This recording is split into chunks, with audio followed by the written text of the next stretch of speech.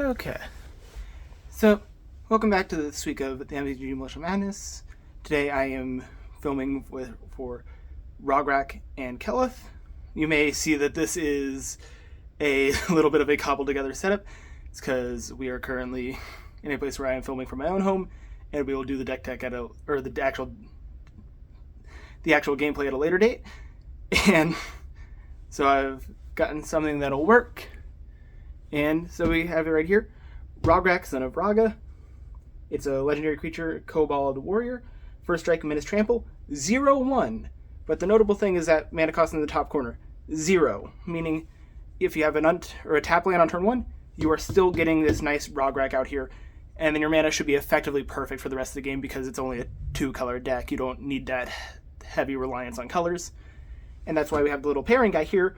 So if we don't play anything on turn 1, we have a really good, reliable setup of Keleth, Sunmane Familiar, who has, whenever a commander you control attacks, aka Rograkh, who has played the turn prior, it gets a +1/+1 counter on it. So now it's a 1/2 first strike Menace Trample, and on turn 2 they probably don't have too many creatures coming down. And you can also threaten your bolts, do anything like that, and just have a nice fearsome early start very easily with this pair, especially if you're on the play.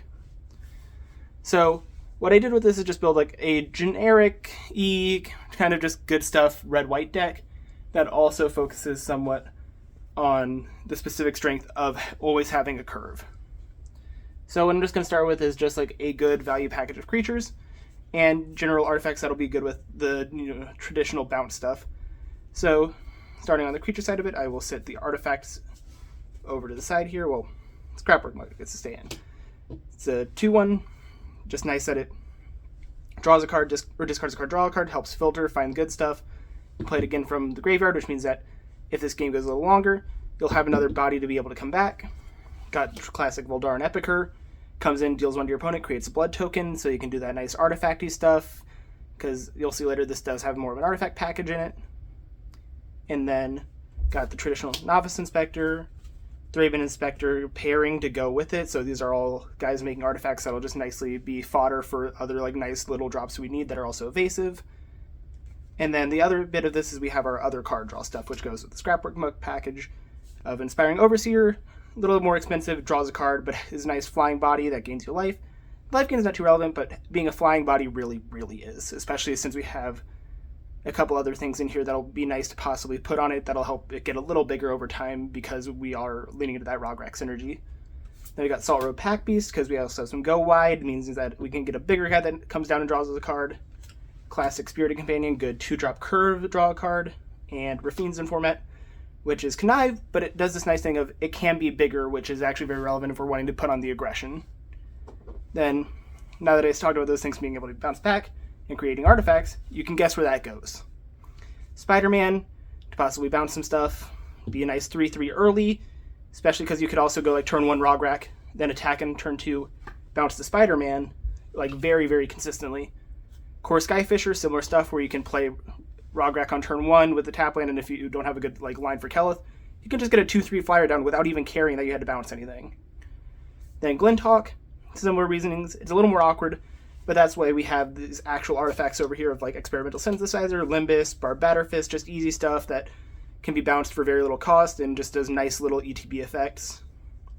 Because it's just nice to have a 1-mana 2/2 flyer because that thing can be very strong and hard to beat.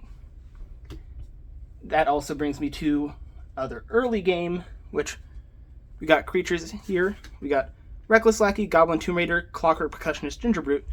You'll notice the additional 1-drops I did put here have a theme of either interacting with artifacts and Goblin Tomb Raider being a nice hasty guy, and then Clockwork Percussionist, Gingerbrute, also hasty guys that can be artifacts themselves. And lastly, Reckless Lackey, which is a hasty guy, but specifically can also, if it goes a little long, draw back a card, meaning that it can get more pressure in the late game by having that extra card, and also create an artifact in case that ends up being relevant. Then those are just going to do nice little bits of holding down the board, creating some early aggression for me, and do all that kind of stuff. Then what we got here next is going to be our removal packages, which are going to be just nice value. I specifically chose 4 red 1-drop deal damage spells that can also go to face. So we have the classic Lightning Bolt, Chain Lightning, just good deal 3s. Galvanic Blast, it's part of the reason why I made sure to just have a bunch of incidental artifacts. It just helps in the long run that you get that extra damage. And Burst Lightning, if a game goes long, that little extra reach of 4 is actually fairly relevant. And I think it can help end games. Not to mention that all of these just have the ability of clearing out stuff that might be trouble for an early Rograkh, because I don't want them to have like 2 or 3 guys that are going to be possibly a block if I want to do the Keleth lines. And then to deal with bigger stuff, we have Thraben Charm, because this deck goes actually fairly wide. Can take out bigger guys, also has a little bit of versatility against enchantments and graveyards. And Journey to Nowhere, which is just classic, takes down anything, easy, works well. If somehow I needed to take down a token, I can also bounce it back with Core Skyfisher, so a little bit of versatility there. And it's pretty dang good. Then what we'll come up to next is where I would put a little bit of like some of the cards it chose because of what my commander is and how the deck runs more specifically, so like synergizing with that, and also just a value card in Prismatic Strands because I did not know where to fit it otherwise. So we have Prismatic Strands, obvious. So that's just very nice because we have a lot of white creatures, and this can help us just get some insanely good trades if they do any blocking. And the threat of it just always being there, especially if it gets put into the graveyard, means that my opponent will have to lose a combat at some point, and that'll be very good in just swinging towards the end game. Then we got some weird stuff that I think is going to be key to helping Rograkh out if I find it, which will be nice and like Mandibular Kite. It's also just a 1 mana creature, which can just be a value. But if it gets to like the point where it's like, oh, they have too good of a board on the field, I can now, at 4 mana, suit up Rograkh into the air, and air menace flying, that's going to be very hard to deal with. With First Strike, yeah, it's going to be hard. Then here's a card that I have not been able to play in many other decks, but is actually very good here. Great Sword of Tyr. It's whenever the creature attacks, I can tap an opponent creature the player controls, which means their biggest thing now can't be a part of their blockchain. So say they have like 2 2/2s and a 5/5, can tap the 5/5, and now my Rograkh with First Strike is going to be coming in as like possibly like a 4/5 here. Now it's like there is no way they can block easily, because even if they have buffs up to make the other one like a 4/4 as well, I First Strike down either that 4/4 or the 2/2, and Rograkh gets out scot-free. So I think Great Sword of Tyr is nice just for helping flow the control of my attacks with Rograkh. It also synergizes nicely with some of those other like nice keyword ability creatures we saw, like the First Strike on the Hasty Goblin. Will just go very, very nicely with the Great Sword of Tyr. Then we have Blessed Hippogriff here, which is a little bit weirder, but I just thought it was nice as a 1 mana way to protect Rograkh or any other creature that's suited up. That also just curves nicely into a fairly okay creature. It's a 4 mana 2/3 flyer, which sounds bad, but then you look at it and it's like, oh, it also gives a creature without flying, so it can help me Alpha Strike in a little bit for the win if I need to like get in with like a stacked Rograkh or anything like that. So it does that little double duty of reaching into my opponent's life total while also protecting my king of the deck. Then we got a fun one here with Inventor's Axe, which I thought was just nice as like, okay, it can fit the enchantment synergy. It comes in immediately attached, and then it creates 2 energy for itself, so I can attach it for free once later. So I don't have to put any mana into it to re-equip it once after its first equip. So that's already very good like ratio on an artifact, and I hope a lot of the times you don't want to be putting a bunch of mana into moving your equipment around anyway. So just, even though if I can't move it around after a couple times, I think the fact that it's move around is free early is very nice, and the flash of it also means I can very much surprise people who think they have a good like Rograkh block or anything like that by just getting in some good extra damage. It may be a little cheeky, but I think it's just like good to see how this pans out. And then that's it for like weird tricky stuff and like Rograkh synergy cards. Then we're going to be moving on to what I will say is my go wide package. This is what's going to keep the game like pushing towards late game. The other stuff was like the draw package and stuff like helps you make sure you have the fuel to do this. And this will hopefully, as you hit endgame, actually end the game if you hit any sort of stall. So we got what I will call payoffs with like Goblin Bushwhacker, giving everything haste set and able to +1/0 and send in immediately. Witty Roastmaster and Molten Gatekeeper will be able to just like shoot my opponent in the face a bunch as I play these guys, so being able to go over the top, get through board stalls.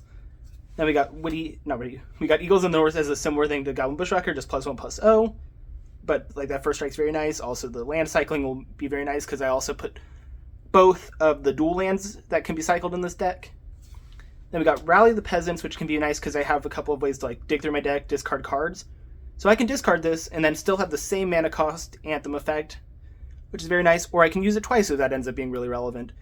It's a little niche compared to some other stuff, but the fact that it discards very easily and I don't have to worry about it, I think put it just a little over that edge.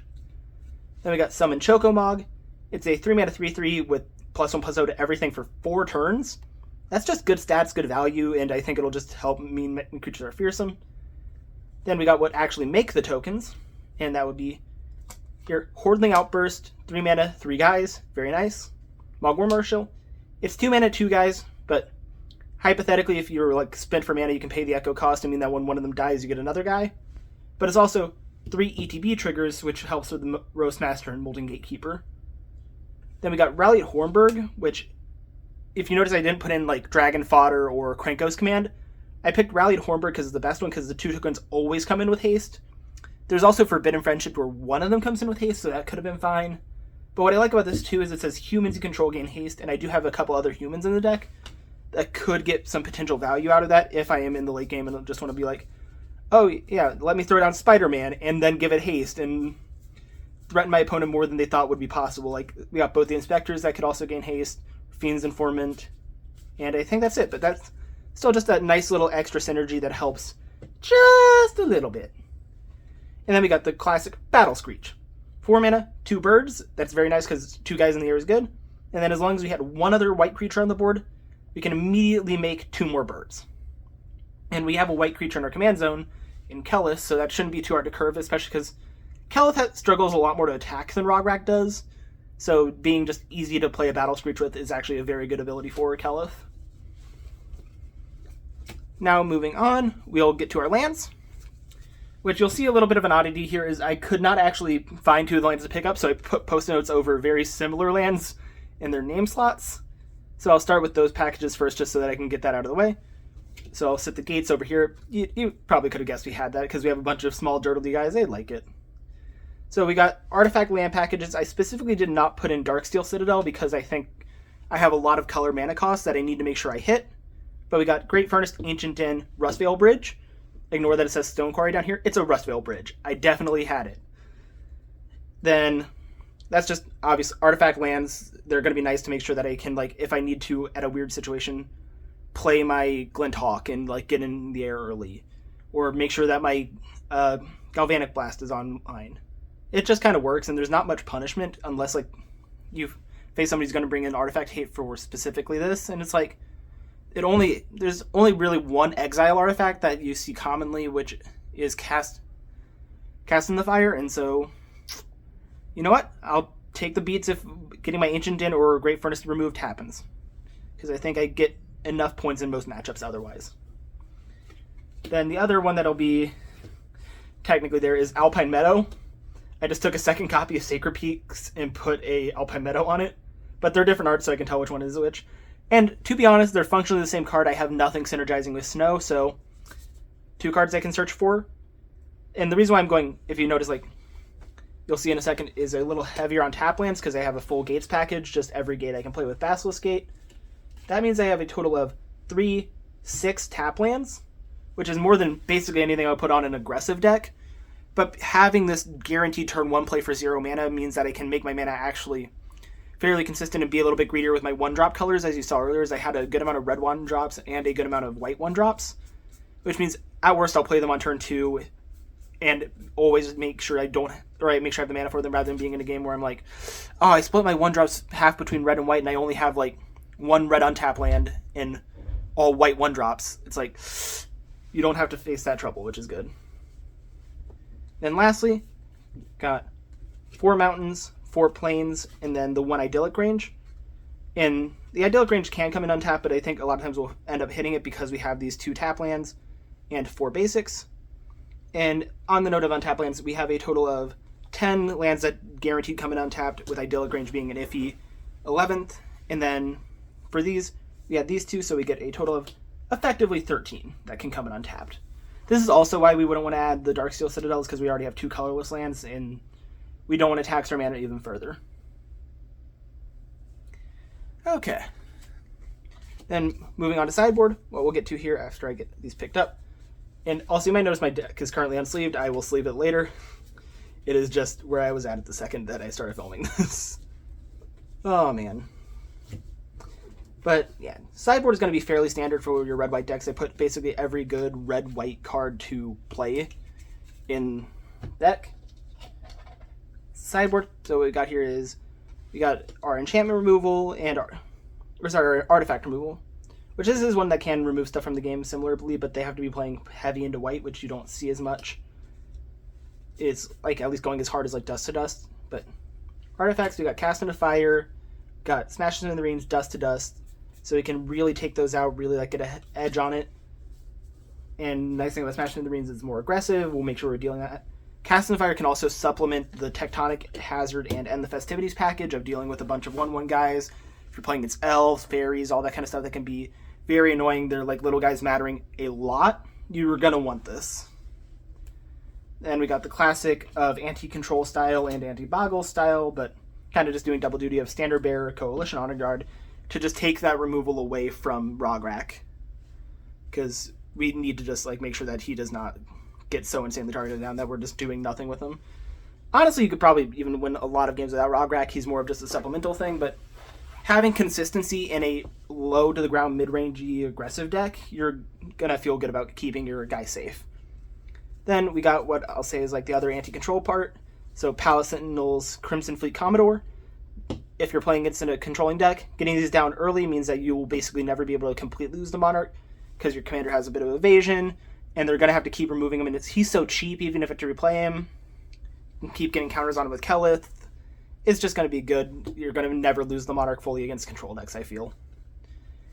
Then we got a couple anti-aggro cards here with Erishan Cleric and Dawnbringer Cleric, which will also, just gain you some life, can be balanced, like good stuff to hold back those other aggro decks just enough.